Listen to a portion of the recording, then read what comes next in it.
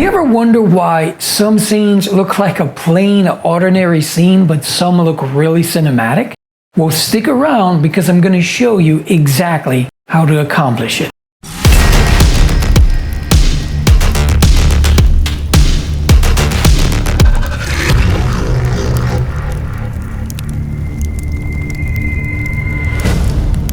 Welcome to Rock Films, where we share the magic one clip at a time.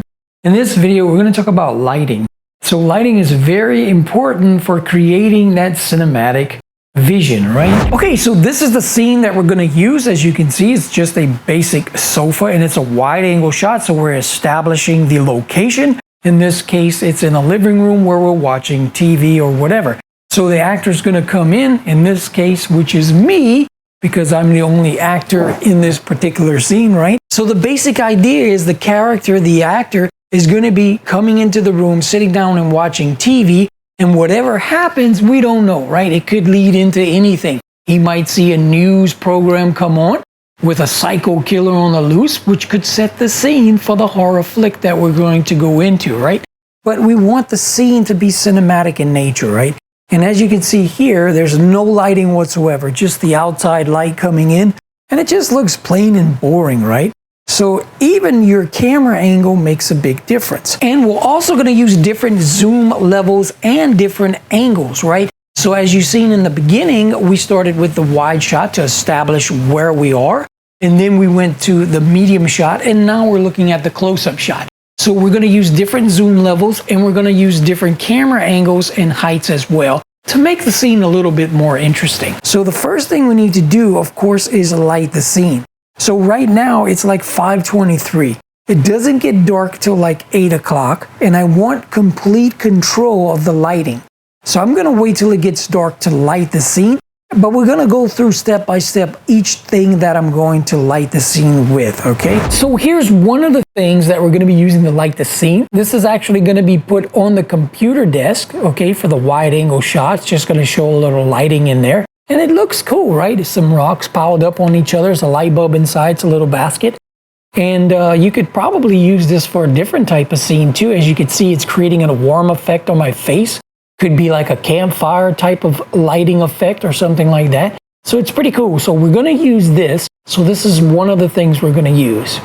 Okay, so this is the second light that we're going to use for the scene. But in this case, I have to rearrange the furniture a bit. Not that much, but as you can see in the beginning scene, we had it pushed up against the wall, so we need to move it out a little bit so we could put this light in the corner behind the sofa. And it's just a very simple little light on a pole. And I think even this one has a short. We don't use it much, but I use it for scenes and stuff like that. So you could pick these up. They're relatively inexpensive at Walmart, dollar store, somewhere like that. I don't remember where we got this one, but I know that they're not that expensive. So you could pick that up and use that to light some of your scenes with. So again, we're going to go behind the sofa right in the corner with this one. Okay, so what I basically did here, I had to move the sofa pretty much out because the base is pretty wide. So what I did was kind of angled the sofa a little bit to make it a little bit better. Let me show you what the angle kind of looks like now. So you can't really tell from this angle, but it's pretty far out over here by this wall. So we're probably going to use an angle something like this, but it's probably going to be a low angle. So we can't really tell how the sofa is and how far away from the wall it is. We want to kind of see that light source, but I want it to look pretty cool. As you can see how it's kind of reflecting on the wall there. That looks really cool. But if we shoot this at a low angle, it's going to look a lot better. And we're going to have our little light that I showed you, the first one right here on the desk.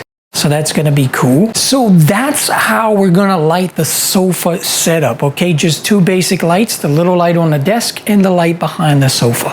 The second light is actually going to be coming from the TV, but the TV is not going to actually be on. Well, we'll do a little test. If the TV really displays the light on the face as I want to see it, then we'll use it like that. If not, we're going to have to create the effect using one more light. And if we do that, I'll show you the light that I used for that effect. So in this case, the cord for this little light here, which is a very cool light, it also has a dimmer switch, so that's really cool. You can dim it turn it off for a particular, maybe a horror type thing, like all the lights are going off or whatnot. So there's so many things you can do with that. That's really cool. But in this case, the plug is way back here and it won't reach. So, and another thing, there is a hole in the desk where you could pass cords. And I don't want this cord to be seen, okay? So what I'm gonna do is just pass it behind there and then plug it in with this. So I recommend these. It's just a basic Christmas outside plug-in with a bunch of different plugs that you can do. It also has a little switch here that you can turn on and off. So really cool. I would recommend picking up a few of these because they could come in very handy right on the set. So what we're gonna do is I'm gonna plug this in right here. I'm gonna loop it through the back so we don't see the cord. Instant lighter. Okay, cool.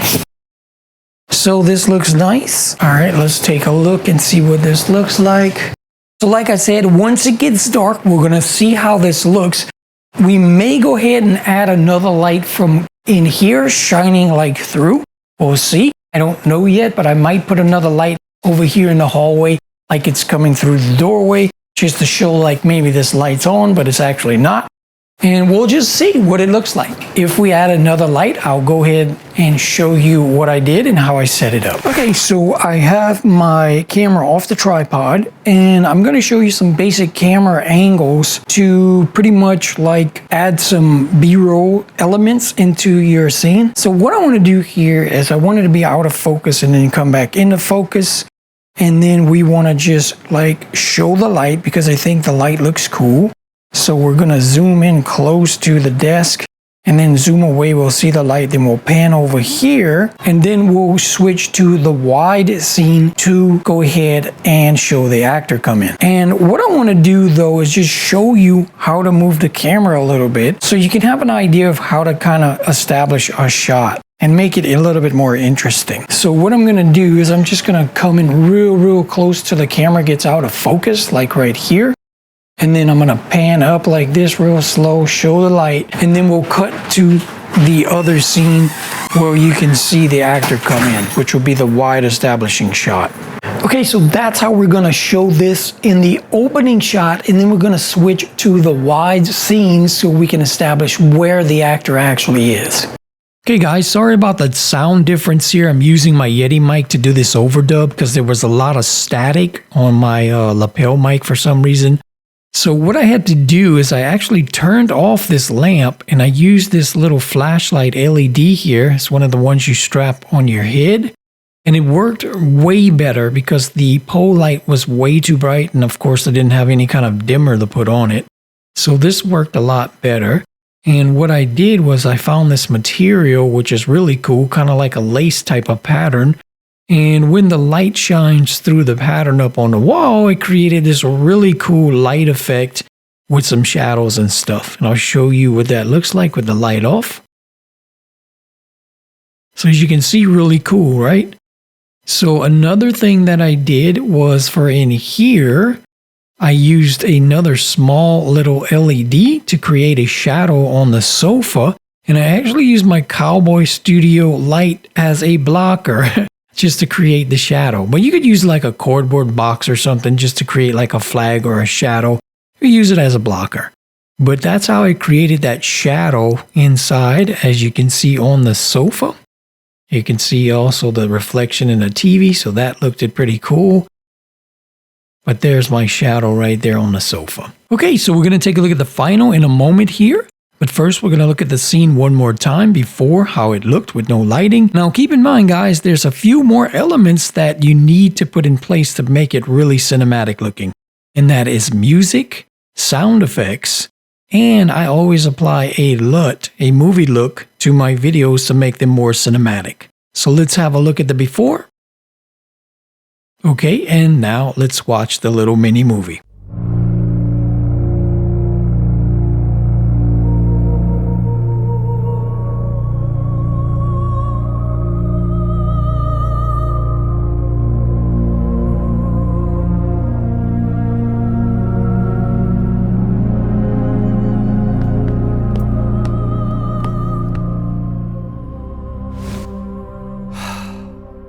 While there is still no word on a cure for the virus, government officials report the virus.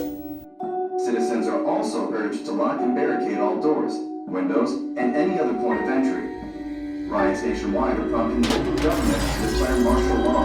The president is asking that citizens find safety and remain calm. Authorities are working on a plan to contain the outbreak.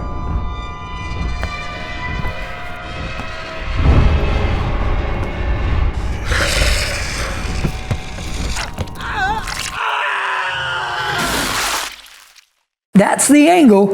Hey, I hope you enjoyed this video and I hope it gave you a better understanding on how to better light a more cinematic scene. So if you're new here to the channel, go ahead and subscribe and leave me some comments below on what you thought about this video, as well as what you want to see in the future on this channel, such as reviewing video gear or more tutorials like this one. I'm Ronnie Rock Smith with Rock Films, and here we share the magic one clip at a time.